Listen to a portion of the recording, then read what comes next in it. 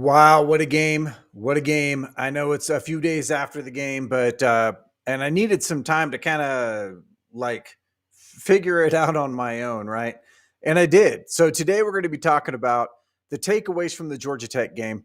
We're going to talk about Salter versus Lewis because we know that, Juju is potentially going to be going in or definitely going to be going in the next game. And then what lessons did we learn? And did we really learn those lessons? Are we going to see those in the next game? All of that and more on this episode of Alpine Garage Sports.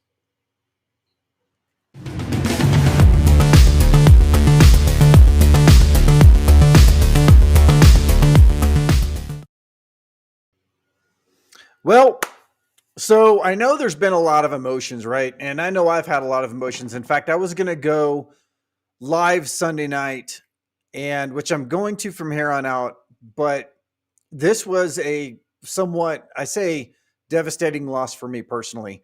I honestly felt like we could win against Georgia Tech, and I'm still going to walk away from that saying that we could have, right? And I think everybody knows that too. And it's not that I'm disappointed in Colorado football or Coach Prime or anything else, but for the last 2 years in a row, we've won the opener, and the opener's been a tough opener. The TCU game made my mind explode. And last year against North Dakota State, even though, a lot of people said, hey, we should beat them handily. We all knew who North Dakota State was. And Georgia Tech felt like the big brother of North Dakota State. Like they did the same things, they act the same way. And, they're just a little bit better. And that scared me a lot, right? And I say scared, I was worried that we were going to lose this game, even though I had called it by 3 that we were going to win by 3, which obviously now would have taken us into overtime. But the point is that I'm not disappointed in Colorado. And at first I was extremely disappointed, and then at first I was angry, and then I was disappointed. And then I started to watch the game again. So I rewatched the game, and I looked at the errors that we made. And keep in mind that we made a lot of errors in the game, but we also did a lot of really good things too. Georgia Tech made way bigger errors than we did during the game, and they ended up victorious. They just did something different, which is basically they went into what they normally do, and they gave the ball to Haynes King, and Haynes King basically beat us by himself. I feel like that Haynes King beat us by himself. And because we couldn't stop him, that's where we lost the game, right? And we can pick out a bunch of other things that we can talk about game management, which we'll talk about here in a minute. We'll talk about, Kaidon's performance, which again, we'll talk about here in a minute. But the takeaways for me are always what I think are the keys to the game. How did the keys to the game actually end up?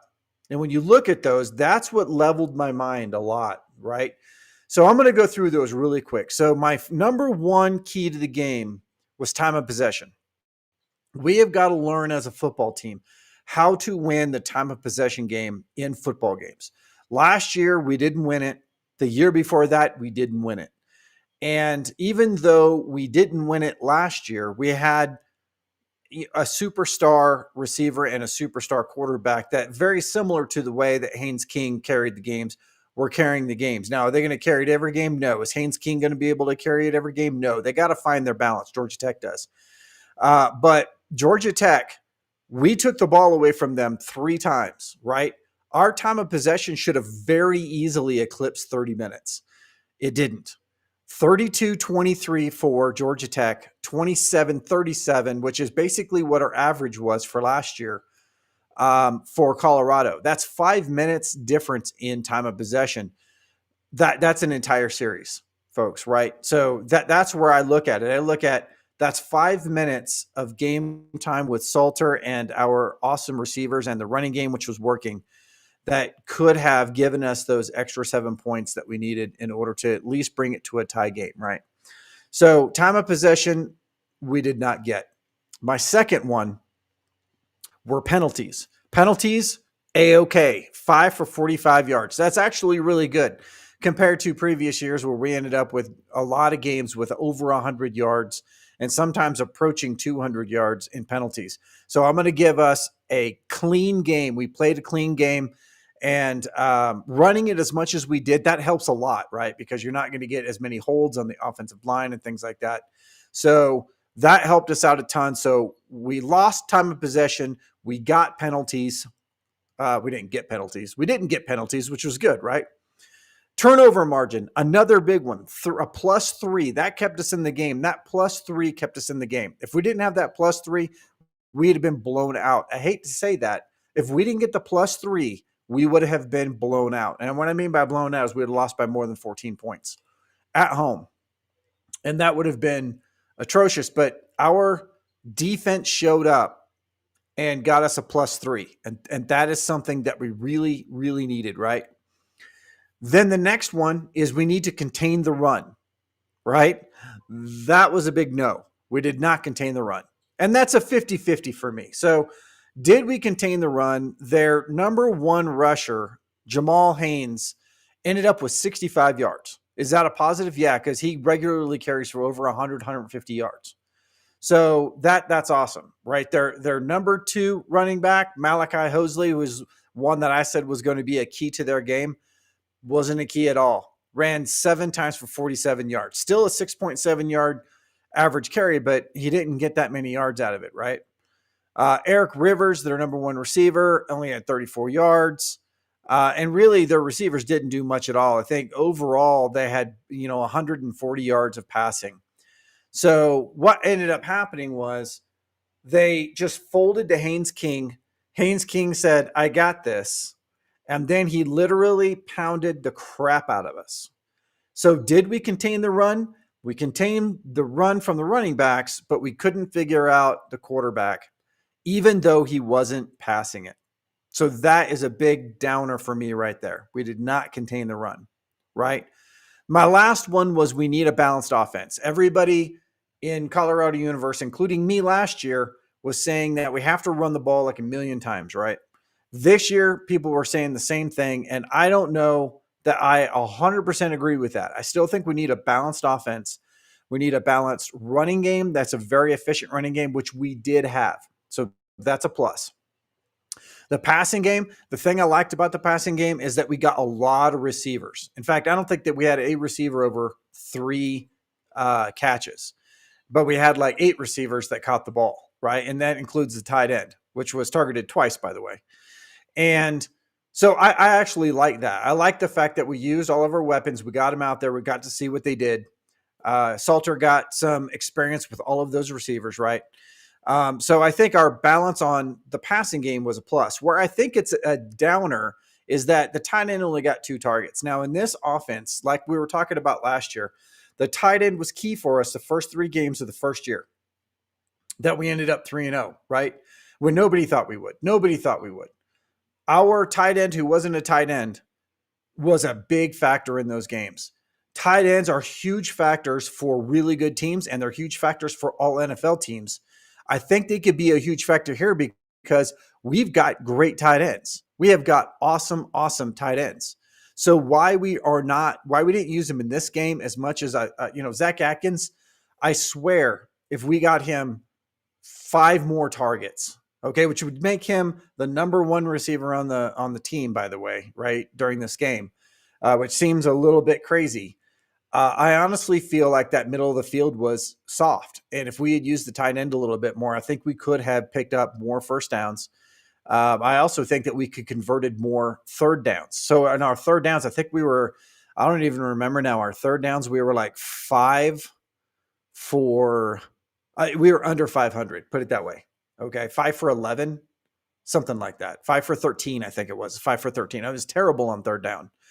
And so I think that the tight end could have helped in that case, right? Also, I think that Salter, obviously we know, could have probably picked up a few of those first downs on third down just by using his legs a little bit more. He did not have a great average carry, but at the same time, because I think, they were keying on him, they knew that he was a running quarterback, right?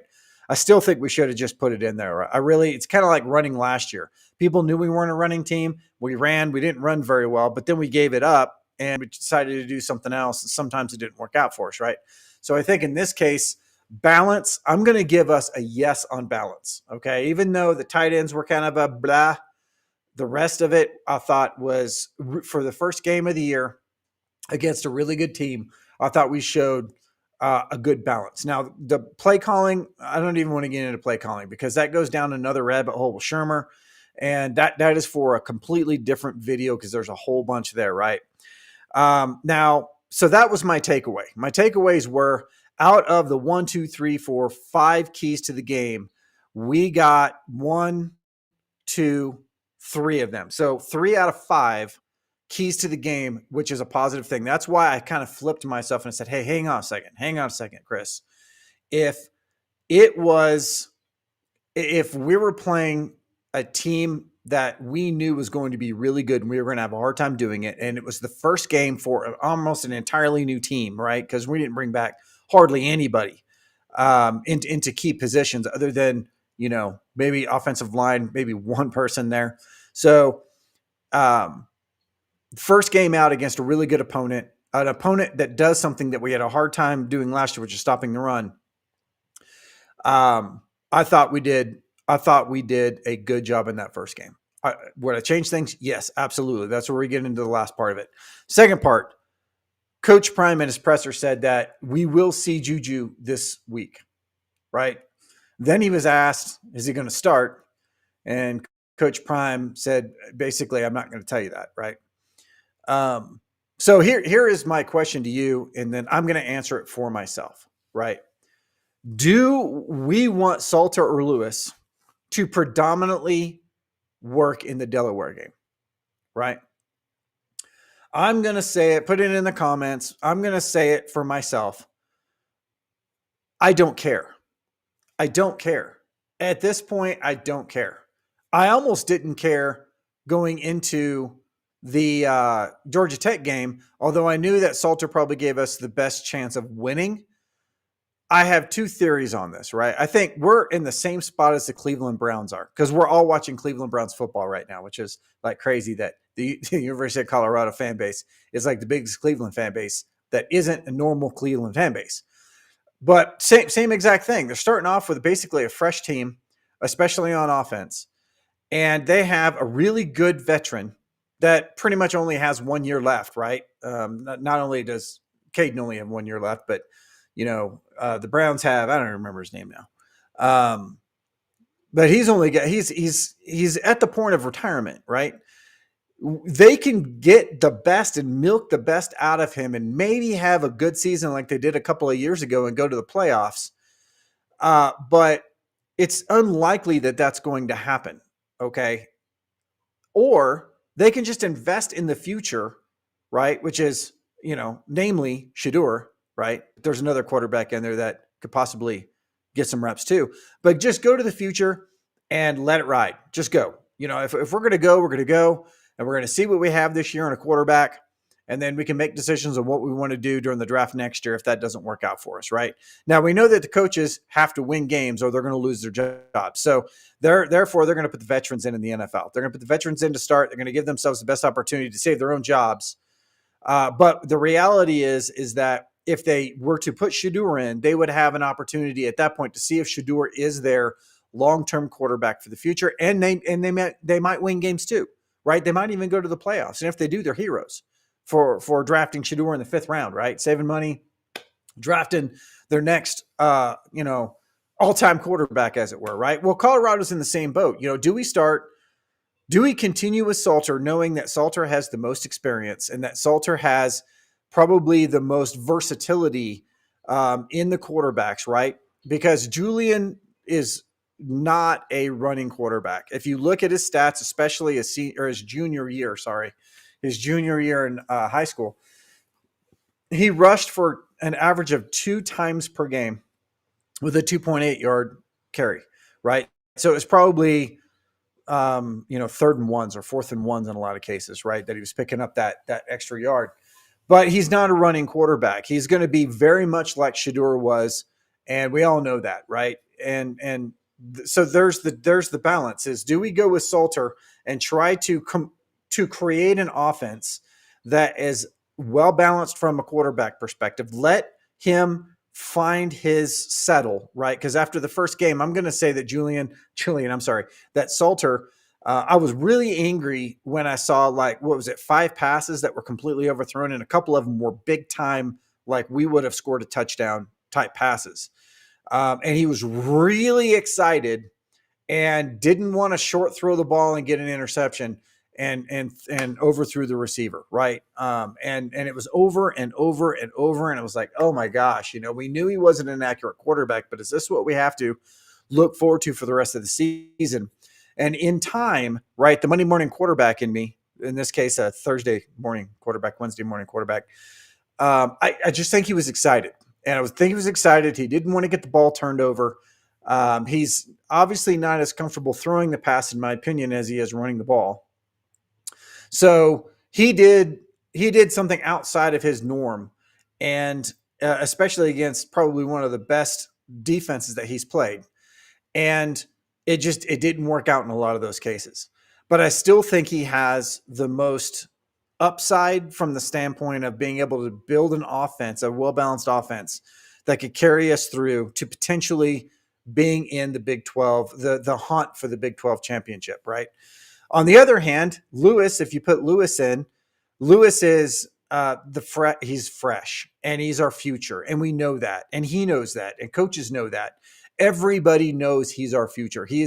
We've put all of our eggs into that basket for the future right now, and there's no reason why we would be looking for anybody else. We obviously will be looking for other people, and we also we've targeted some quarterbacks for future classes, but he's for lack of a better way of putting it, our next 3-year guy. If we start him right now and we put him in there and see what he does, and who knows, right? Now, the problem that I see with this is that we potentially get us back into our offenses that we had in the past 2 years, which I was not super crazy about, because Julian is not going to be Shedeur. I don't think he could be better, but I just don't think he is.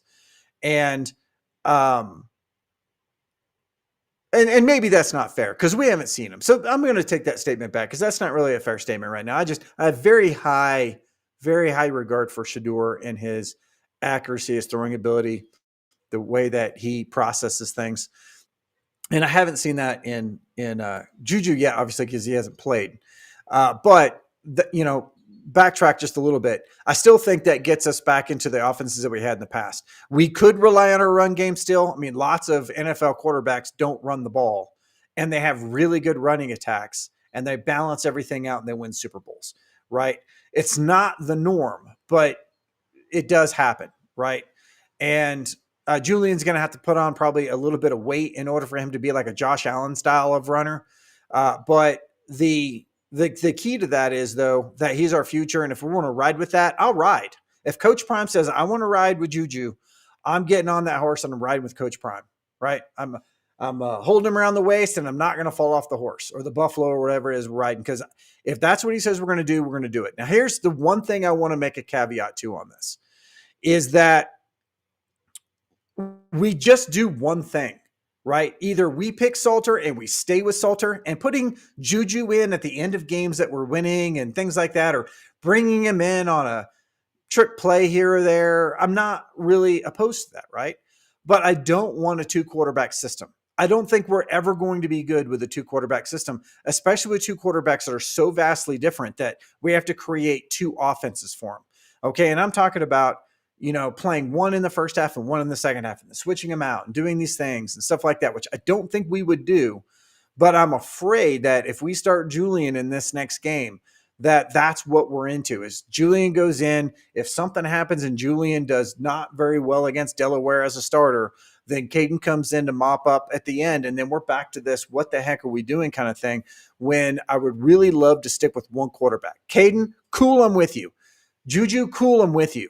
One or the other, but not both. That's me. Blow me up in the comments if you think that this is a bad thing and you think we should try out both. But I think we need to fix our offense from the standpoint of it's really close. I think it's better than last year, and we're getting that much closer, but we need to pick one guy that we know what we can do with, just one guy, and then fix all the other things in the offense to make it a dynamite offense. With the first one being, get the tight end involved. more. Get the tight end involved more. Keep the running game going. Micah Welch is gold. Let's let him go. Price had a 6-yard average carry. I mean, we have some really good running backs. Let's design some really strong RPOs and lean into the run game a little bit. No, lean into the run game a lot. But balance it out with some tight end. And in our receivers, I think our receivers are good. I think we're good. I think Kaidon had a really good cadence with him. And so I think we're good there. Those other two things, we just need to shore up a little bit. Now, last thing, lessons. Make sure I'm good on time here. Lessons for me. Did we learn our lessons? And what I mean we is Colorado football. There are only two that I'm going to pull out of here. There's like 50 lessons, right? The first one is run when we're hot. Did we learn that? Did we learn that when you have the running game going, to stick with it? Just keep it going, right? I understand the mentality to want to maybe pull off a little bit and spread it out a little bit. But when you're hot, you're hot. And if you're hot passing, then you're hot passing, right? But if you're hot in screens, you're hot in screens. But when you're hot in the run, stick to the run. Everybody agrees to that. It's been in every video since Colorado played this last game. And I think we all agree with that. So lessons learned, are we going to do that going forward? If we're hot on the run, are we going to stick to the run? Okay. The second one is game management. Now, a lot's been said about that last drive. Okay. Most people say that we left 7 points on the table right there because we didn't execute game management in that last. First of all, the play calling was not very good, and the time management was atrocious, right? There is a little bit of the periphery that believe that, it is what it is. We understand Coach Prime. Coach Prime basically in his presser, both pressers, doubled down on the fact that they did the right thing in that last drive, right? That he was holding on to the timeouts, because at the end of the drive, he may have needed those in order to slow the game down a little bit. The problem is that you only get a few chances, and we started with 1 minute left. By the time we got the ball back the second time, we had cut that in half. We were under 30 seconds. So at that point, you got to just use them when you got them, because you're just running out of time, right? So game management, did we learn that? Did the rest of the coaching staff learn that we need to have some people being active in that coaching group, right? And maybe have a game plan going into it, which I'm sure we did, that says, hey, if we get down into the last drive, this is the way that we're going to manage it. Who is the one that's going to be calling timeouts, right? Is it going to be coach? Is it going to be somebody else? Are we going to give Kaidon and say, Kaidon, every single time that ball does not hit the turf, I want you to call time, or the running back gets out of bounds, or we don't get a first down, call a timeout, right? Somebody call a timeout, and let's burn all of our timeouts and let it ride, right? Because if we burned our timeouts and we still didn't score a touchdown, that whole thing goes away. We just didn't execute on the last drive, and that's what happens. Sometimes you don't execute on the last drive. So two things: run when you're hot, and when you're hot, you don't stop running. You just keep pounding and you keep pounding and you keep pounding, and that's how Georgia Tech beat us. That's how teams beat us last year. And then the second one is let's figure out the game management part of it, and then not let that happen again to where we're calling that out in a presser afterwards as to the reason why we lost a game, right? Now, personally, do I think that's why we lost the game? No, I don't. I don't think that's why we lost the game. I think that if we had executed on the three, we executed on one of the turnovers. If we executed on the other two of the turnovers and at least got a field goal out of one of them or a touchdown out of one of them, it would have given us a leg up, right? Because if let's say we get a touchdown out of it, all we had to do was kick a field goal on that last drive, if that was the case, right? Not only that, but also if we converted on that, we would have ate up probably 2 or 3 more minutes of time and got us back over that 30-minute threshold and kept it away from Haynes King. So to me, the front of the game, when we did an awesome job as a defense of taking the ball away, the offense not converting on those, that was my key to the game as far as the reason why we lost the game. I don't think it was that last drive. Now, if we had that last drive a little cleaner and mopped up all that, then maybe we would have given Salter a better chance at bringing us back. But I'm not gonna pin the loss on that. At least I'm not personally. So let me know in the comments if you disagree. I appreciate everything you guys do. I will see you in the next video, and that's going to be tomorrow night.